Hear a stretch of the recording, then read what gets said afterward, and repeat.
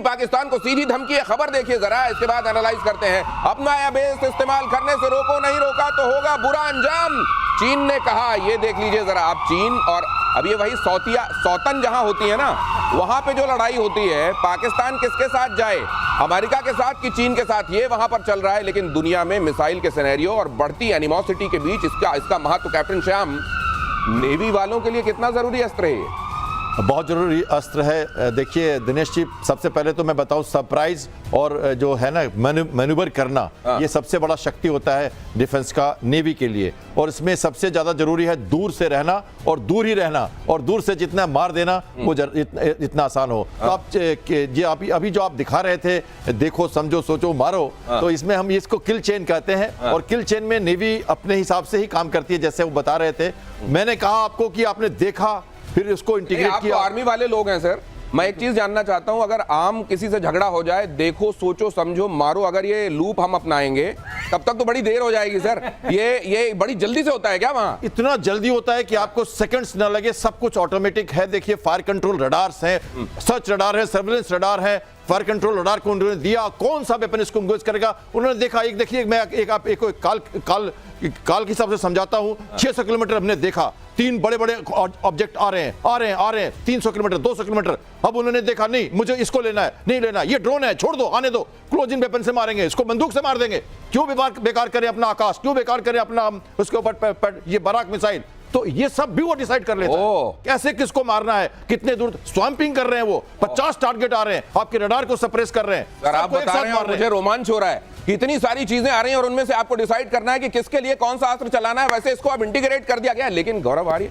ये जब अब समझा जा रहा है मेजर साहब, अमेरिका तक ये कह रहा है कि मेरे को फाइटर नहीं चाहिए जी, क्या रिप्लेस किया जा सकता है फाइटर जेट्स को मिसाइल से? नहीं, मुझे नहीं लगता कि रिप्लेसमेंट हो सकता है। लेकिन ये बात हाल फिलहाल में ही एलोन मस्क ने छेड़ी थी और बोला था कि F-35 जो फाइटर है, जो कि इतना महंगा प्रोग्राम है, इतना ज्यादा महंगा प्रोग्राम है, एक तो भारत में रुका हुआ है पिछले पता नहीं 8-10 दिन से, वो ले नहीं जा पा रहे, उसको रिपेयर नहीं कर पा रहे यूके वाले। तो एनीवे, इसने बोला था कि F-35 जो फाइटर प्रोग्राम है इसको जंक करो, हमें ये नहीं चाहिए, और इसके एवज में हमें चाहिए ड्रोन, हमें चाहिए। बेसिकली उसने ड्रोन की बात करी थी।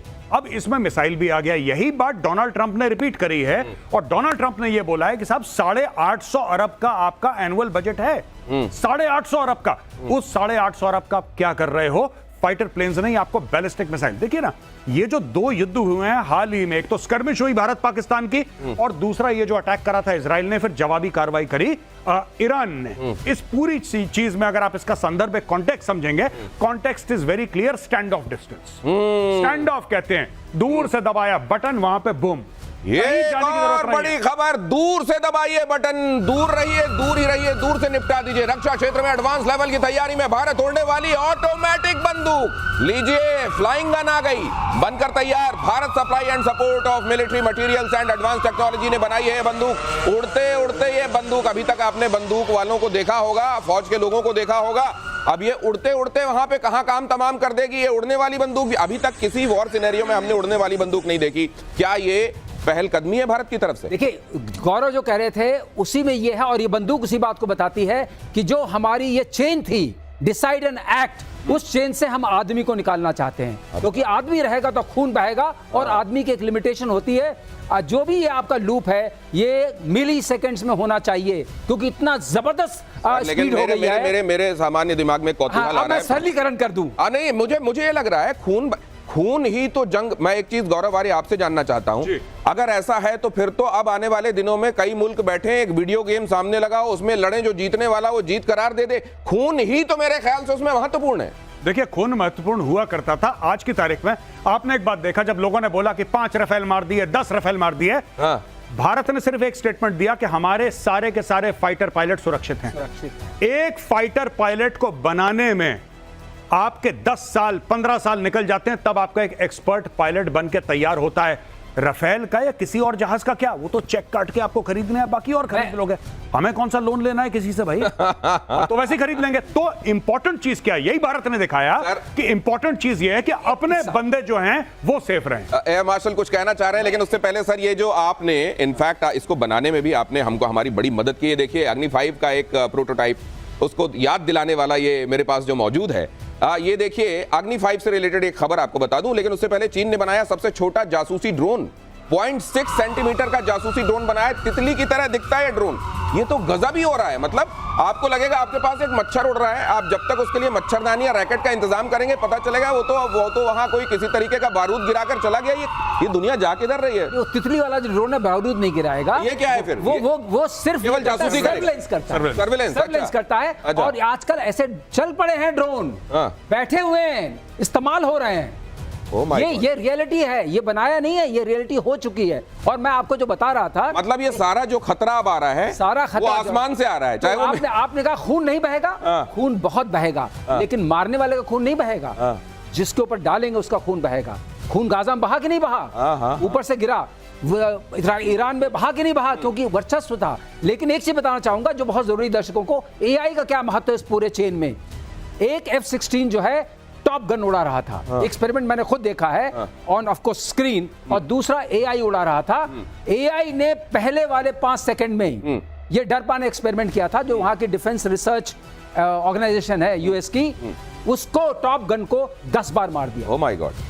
तो इतनी स्पीड है, जो ऊडा लूप है वो कितना फास्ट आप करते कितना हैं, तेजी से। जैसे इन्होंने कहा था, अभी गौरव कह रहे थे, अगर आपकी स्पीड मिली सेकेंड्स में है तो human being can not do anything. इसीलिए बात उठ रही है, क्या एल्गोरिथम को हम डिसाइड करने दें कि मारो, किल बटन कौन प्रेस करेगा? किल बटन मशीन प्रेस करेगी या इंसान प्रेस करेगा? एक्सपर्ट प्रेस करेंगे या ये मशीन खुद प्रेस कर लेगी और इस तरीके के एल्गोरिदम उसमें फिट हो जाएंगे? अब ये जरा अग्नि के संदर्भ में हम चर्चा कर रहे हैं, अग्नि के बारे में जानकारी भी सामने फ्लैश हो रही है।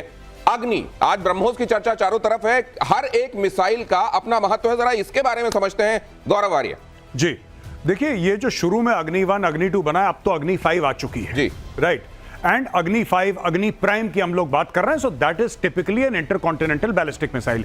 भारत ने बोला कि 5000 किलोमीटर से थोड़ा सा ज्यादा रेंज है।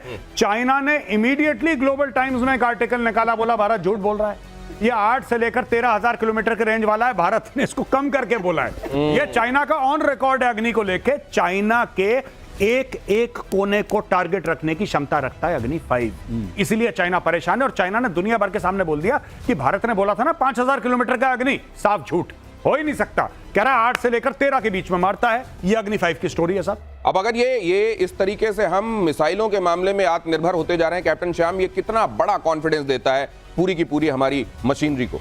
बहुत ज्यादा कॉन्फिडेंस देता है, इसलिए कि देखिए हमें बहुत जरूरत है, सरफेस टू सरफेस मिसाइल हो या एयर टू सरफेस मिसाइल हो, या कहते हैं कि हेलीकॉप्टर से लॉन्च हो रहा हो, फाइटर से लॉन्च हो रहा हो, हमें वो सब मिसाइल चाहिए जो हमें दूर रख के अपने को सुरक्षित रहते हुए। आप नेवी के लिए हेलीकॉप्टर से ही लॉन्च किया करते रहे हैं ना? बिल्कुल। देखिए, नेवी के हेलीकॉप्टर्स जो भी हैं, हमारे पास पहले जो हमारे एयरक्राफ्ट थे IL-76, जो मैरीटाइम पेट्रोल एयरक्राफ्ट होते हैं, ये फोर्स मल्टीप्लायर होते हैं। एक एयरक्राफ्ट अगर पूरा उड़ता है तो मैरीटाइम डोमेन अवेयरनेस पूरा Arabian sea, bay of Bengal का लेके वॉर रूम को देता है। हमारी नजर सारे चोक पॉइंट्स पे रहती है, चाहे वो बाब अल मंडेब हो, सुनरा हो स्टेट हो, या मलक्का स्टेट हो, कौन सा शिप किधर है। और गुड़गांव के फ्यूजन सेंटर में सबका पूरा कोऑर्डिनेशन होता है। जब जरूरत होगी तो हमें पता लगेगा ट्रैफिक किधर है, सी लेंस ऑफ कम्युनिकेशन कहां है। और इसलिए हमें डॉर्नियर, हमें P-8I जो अभी एयरक्राफ्ट आर्कोनम में है, और हम और भी ले रहे हैं अमेरिकन एयरक्राफ्ट, ये बोइंग का बना हुआ, और उसके पहले हमारे पास Tu-142 थे जो रशियन एयरक्राफ्ट थे। ये सब हमारे स्ट्रेटेजिक एयरक्राफ्ट हैं।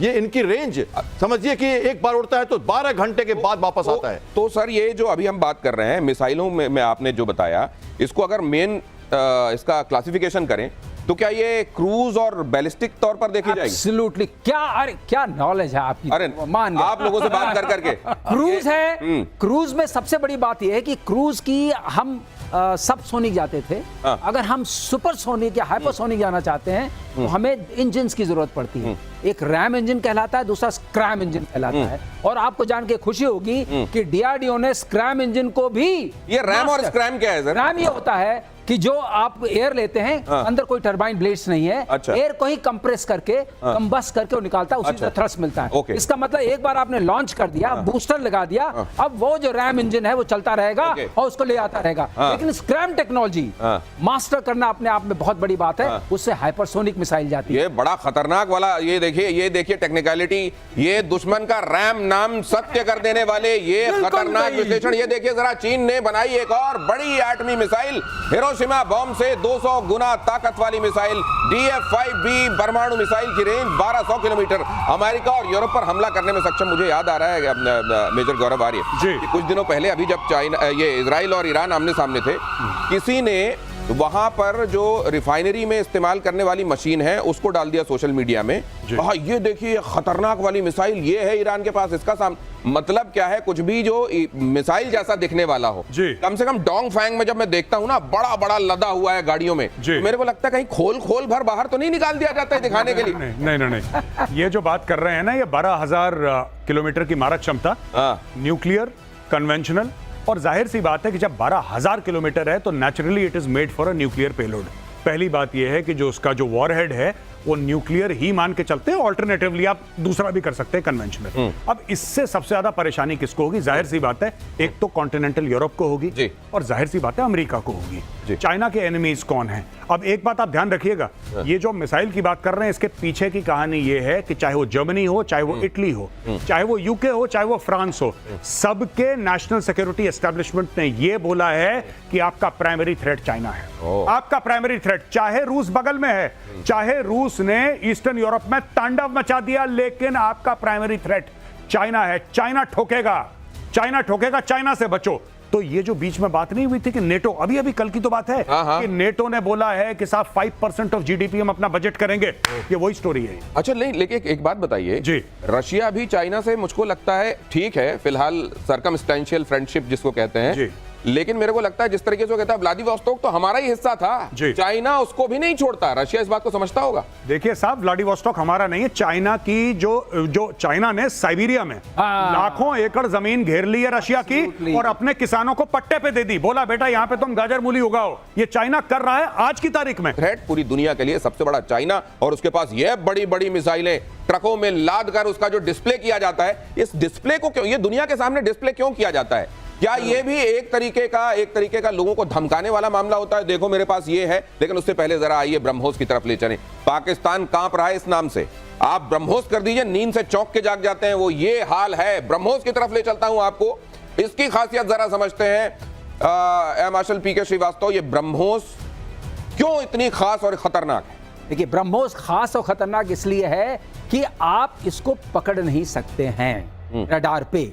आपने उसका प्रत्यक्षम किम प्रमाणम अगर मैं बोलना चाहूं, उसका आपने हाल देख लिया, जैसा कि हमने उनके एयर बेसेस को नष्ट किया, सारे एयरफील्ड्स को जो चुने टारगेट्स थे। और दूसरी चीज ये है कि क्रूज मिसाइल है, टेरेन हगिंग है, उसलिए नहीं पकड़ पाते हैं। अच्छा। तीसरा ये है